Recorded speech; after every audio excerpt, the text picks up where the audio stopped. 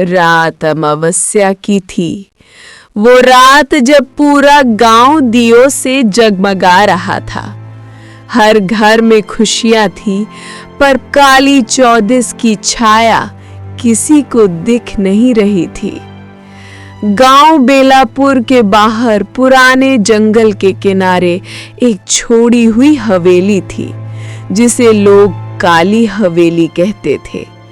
कहते हैं वहां दिवाली की रात कोई दिया जलाए तो वो रोशनी इंसानों को नहीं, कुछ और को बुला लेती है। उस रात गांव में राघव लौटा शहर से। कई साल बाद माँ बाप अब नहीं रहे थे, हवेली ही उसकी विरासत थी। लोगों ने रोका, राघव उस हवेली में मत जा बेटा, वहां आज भी माया की आत्मा भटकती है। राघव हंसा, कहानी है बस, दिवाली है आज, चलो देखता हूं क्या डर है। वो रात में अकेला हवेली पहुंचा। दरवाजे पर जंग लगे कुंडे, दीवारों पर बेले, हवा में बासी धूप की गंध। अंदर कदम रखा तो लगा कोई सांस ले रहा हो, धीरे पीछे से। राघव ने पीछे मुड़कर देखा, कुछ नहीं था, सिर्फ दियों की लौ हिल रही थी।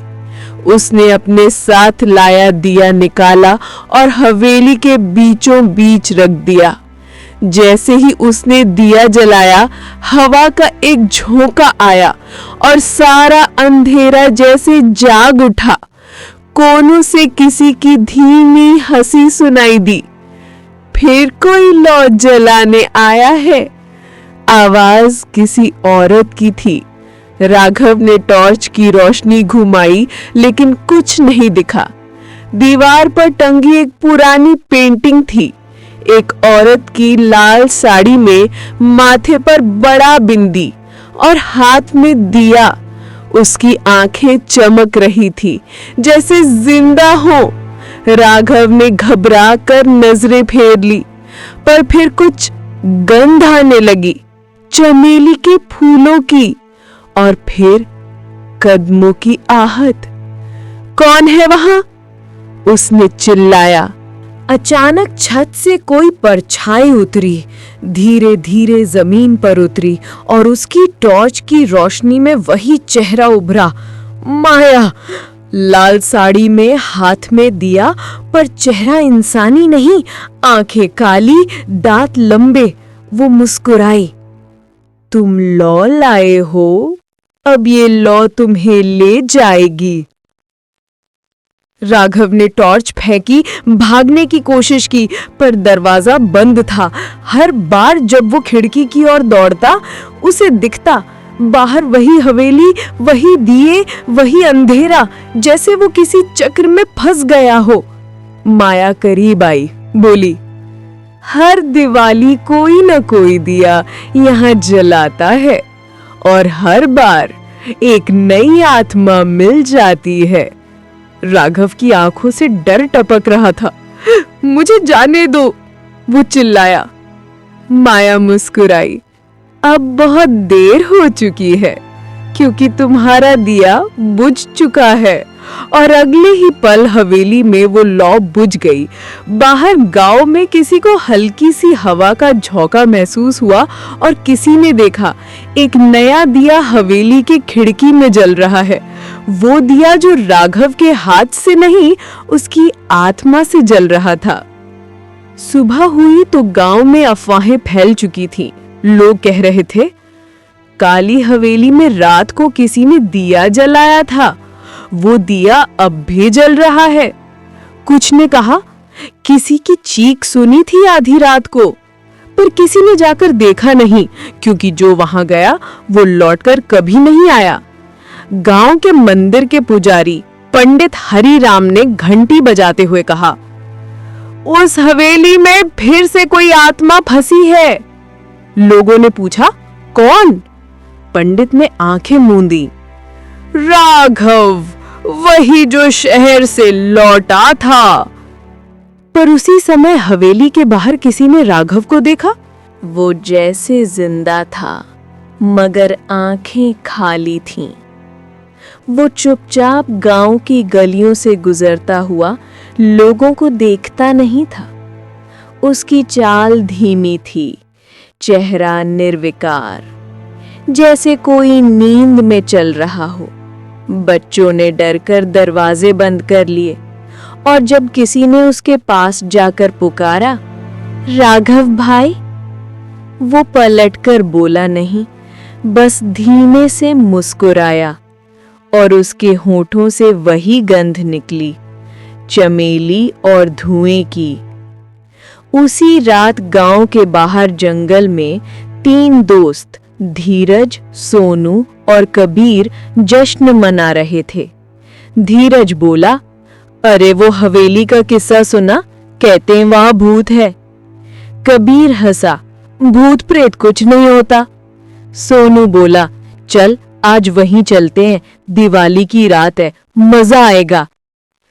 तीनों ने टॉर्च और मोबाइल कैमरा उठाए, कह रहे थे कि YouTube पर डालेंगे घोस्ट हंट इन हॉन्टेड हवेली। उन्हें नहीं पता था कि ये वीडियो कभी अपलोड नहीं होगा। रात के 11:30 बजे तीनों हवेली पहुंचे। दरवाजा खुला था, जैसे किसी ने पहले से इंतजार किया हो। अंदर वही सन्नाटा, वही दिया जल रहा था। उसकी लौ टेढ़ी होकर कांप रही थी, जैसे किसी की सांस उसे हिला रही हो। धीरज ने कहा, भूत हो तो सामने आओ, और टॉर्च दीवारों पर फेरी। दीवारों पर कुछ नए निशान थे, हथेलियों के, काले जले हुए हाथों के निशान। नीचे कुछ लिखा था, जो लौ जलाता है वही जलता है। सोनू ने वीडियो बनाना शुरू किया, दोस्तों आज हम काली हवेली में हैं। अचानक कैमरा अपने आप बंद हो गया, फोन की स्क्रीन ब्लैक, नेटवर्क खत्म, और हवा में वही गंध, चमेली। फिर दरवाजा अपने आप बंद हो गया। कबीर ने धक्का मारा पर दरवाजा नहीं खुला।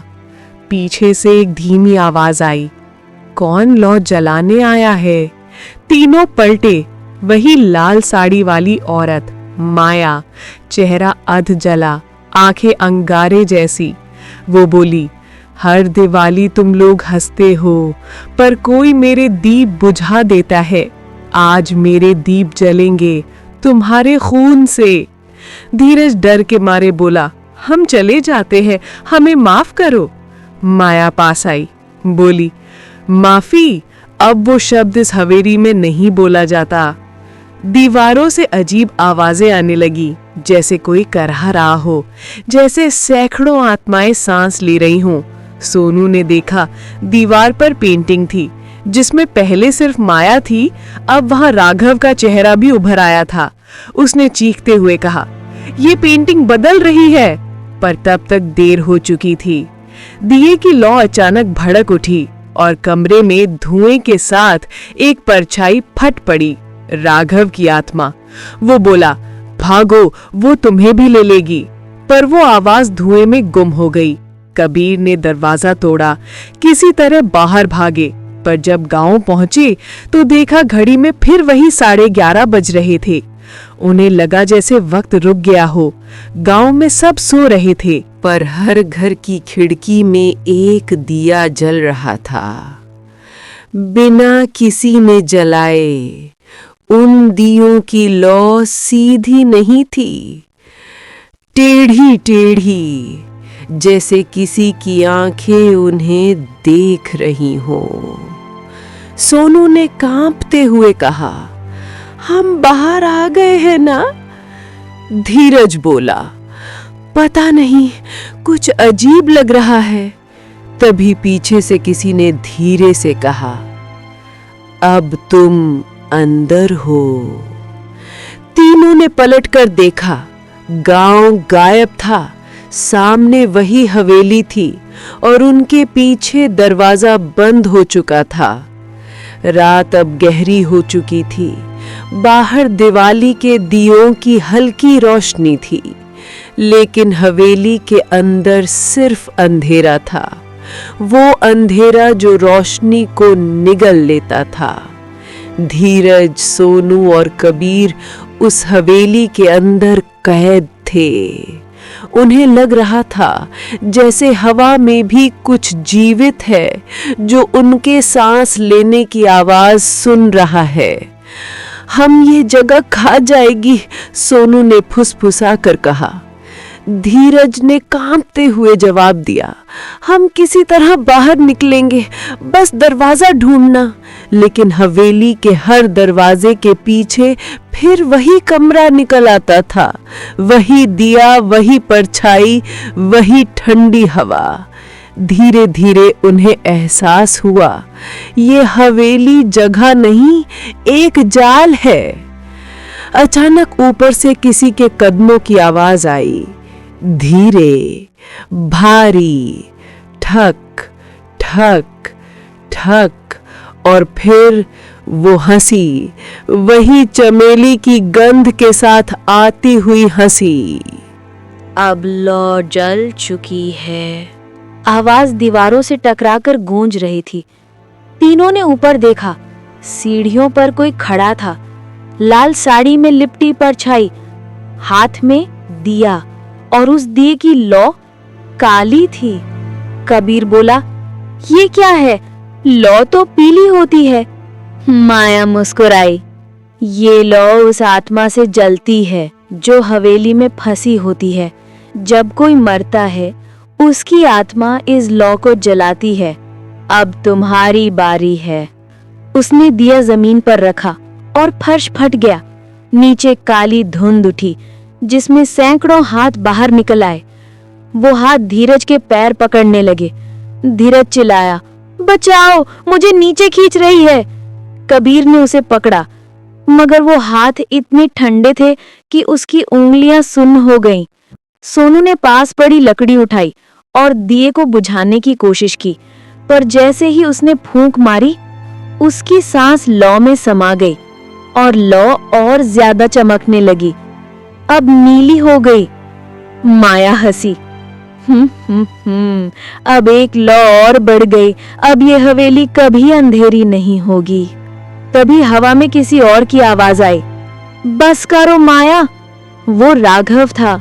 उसकी आत्मा दीवार से बाहर निकली, आधी पारदर्शी, आंखों में दुख। तुम क्यों ऐसा कर रही हो? तुम तो पहले इंसान थी। माया की आंखों में क्रोध भर गया। इंसान? जब मुझे इस हवेली में जिंदा जला दिया गया था उस दिवाली पर, तब इंसान कहाँ थे? मैं इस दिए के साथ जली।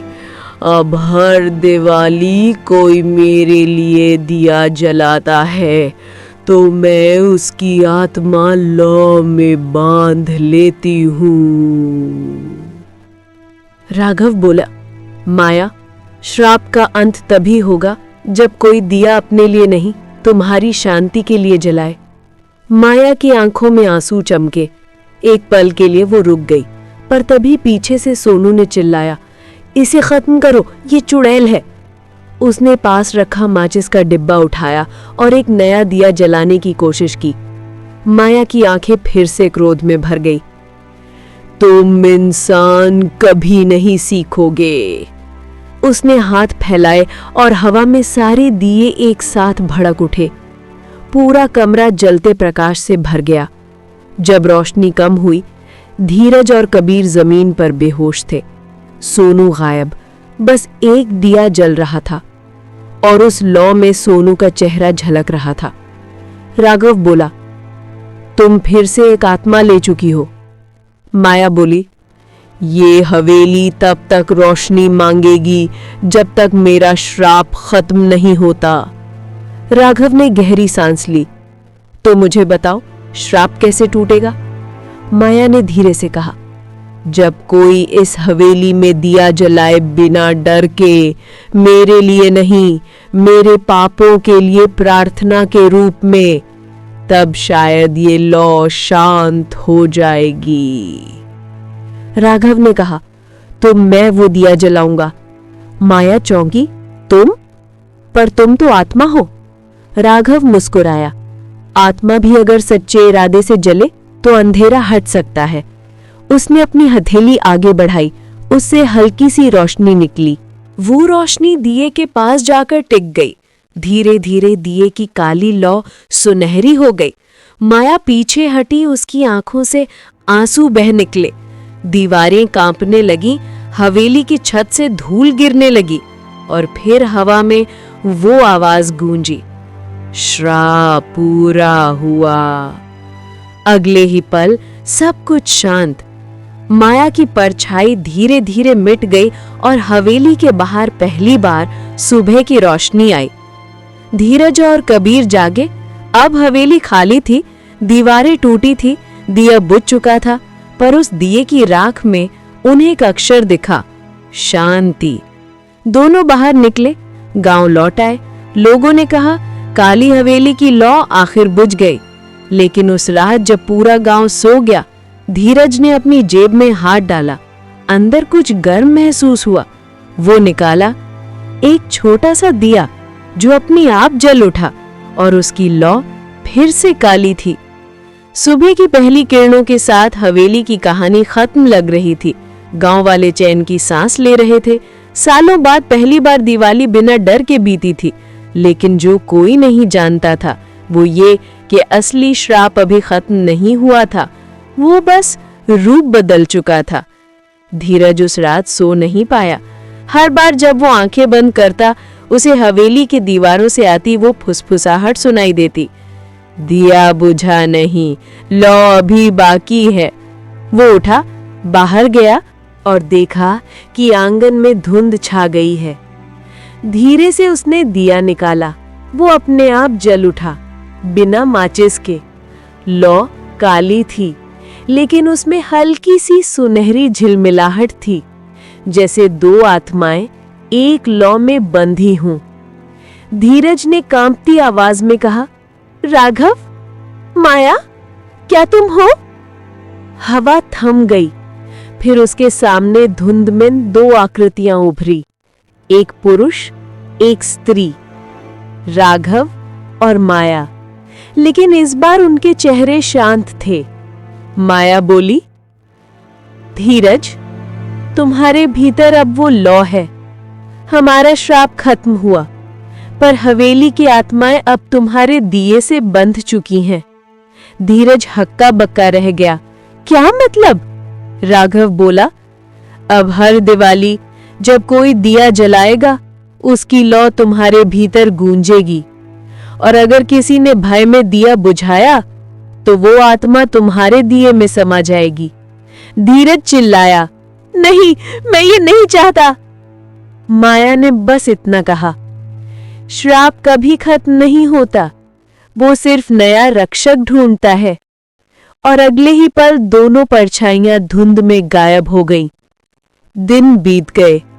गांव ने उस हवेली की जगह नया मंदिर बना दिया। लोगों ने कहा, अब वहां भूत नहीं, देवी बसती हैं। लेकिन धीरज बदल गया था। वो अब ज्यादा चुप रहने लगा। उसकी आंखें थकी थकी लगती और रातों में अक्सर आंगन से चमक निकलती। कबीर ने एक दिन पूछा, भाई, तू ठीक तो है? तेरे घर से रात को दिया जलता है और सुबह बुझा हुआ मिलता है राख के साथ। धीरज बस मुस्कुरा देता, कुछ लौ कभी नहीं बुझती कबीर। दिवाली फिर आ गई। गांव फिर जगमगा रहा था। बच्चे पटाखे फोड़ रहे थे और हर घर में दिए जल रहे थे। लेकिन रात के करीब 12 बजे गांव के मंदिर के दिए एक एक कर बुझने लगे। हवा नहीं थी, पर लौ खुद झिलमिलाकर गायब हो रही थी। लोग घबराकर घरों के दरवाजे बंद करने लगे। अचानक एक औरत की हंसी गूंजी, धीमी, ठंडी और वही पुरानी चमेली की गंध। कबीर डरते हुए धीरज के घर पहुंचा। दरवाजा खुला था। अंदर चारों तरफ दिए जल रहे थे, सैकड़ों दिए जो खुद ब खुद जलते जा रहे थे। कमरे के बीचों बीच धीरज बैठा था, आंखें बंद, होठों पर मरमर सी मुस्कान। उसके सामने वही छोटा दिया रखा था जिसकी लौ अब काली नहीं, रक्त जैसी लाल हो गई थी। कबीर बोला, धीरज, क्या कर रहा है तू? धीरज ने धीरे धीरे आंखें खोली। उनमें सिर्फ अंधकार था। वो बोला, आज दिवाली है, हर आत्मा को अपना घर चाहिए। आज सब लौट आएंगे। दीवारों पर परछाइयां उभर आईं। हर दीर की लौ से एक एक चेहरा निकलने लगा। राघव, माया, सोनू और अनगिनत अनजान आत्माएं। कबीर पीछे हटा, दरवाजे की ओर भागा, पर दरवाजा खुद बंद हो गया। दिए एक साथ भड़क उठे, पूरा घर जलने लगा। बाहर से लोगों ने देखा, धीरज का घर आग में घिरा है, पर भीतर से कोई चीख नहीं आ रही। सिर्फ एक मंत्र गूंज रहा था, जो दिया जलाए वो खुद भी जले। आग बुझी तो घर राख बन चुका था, लेकिन राख के बीच गांव वालों ने देखा, एक ही चीज बची थी, एक छोटा दिया जो अब भी जल रहा था। पंडित हरिराम ने डरते हुए उसे मिट्टी से ढंका, पर अगली दिवाली जब उन्होंने मंदिर में पहला दिया जलाया तो उसकी लौ अपने आप काली हो गई। लोग चौंक उठे। पंडित ने फुसफुसा कर कहा, श्राप खत्म नहीं हुआ, वो बस नया घर ढूंढ चुका है। और उसी वक्त मंदिर के कोने में किसी ने धीरे से कहा, दिया मत बुझाना। दिया हिला, लौ झिलमिलाई और उसकी रोशनी में कुछ पल को एक चेहरा दिखा, धीरज का। वो मुस्कुरा रहा था, वैसे ही जैसे माया मुस्कुराती थी। कभी अगर किसी दिवाली पर तुम्हारे घर का दिया बिना वजह जलने लगे तो उसे बुझाना मत, क्योंकि कुछ लौ इंसानों की नहीं होती, वो हवेलियों से आती हैं। धीरे धीरे जलता दिया बुझ जाता है और उसके साथ खत्म होती है ये दिवाली की खौफनाक कहानी। पर याद रखना, कुछ कहानियां सिर्फ सुनने के लिए नहीं होती, क्योंकि जब तुम इन्हें सुनते हो तो शायद कोई तुम्हें सुन रहा होता है। अगर तुम्हें ये कहानी पसंद आई तो लाइक करो, कमेंट में बताओ कि अगली रात कौन सी कहानी सुनना चाहोगे, और सब्सक्राइब कर लो शैडोज ऑफ फियर को, क्योंकि यहाँ हर परछाई की अपनी कहानी है। फिर मिलेंगे अंधेरे के उस कोने में जहां से हर सन्नाटा कुछ कहता है। शैडोज ऑफ फियर, डर जो दिखे वो सच्चा नहीं होता।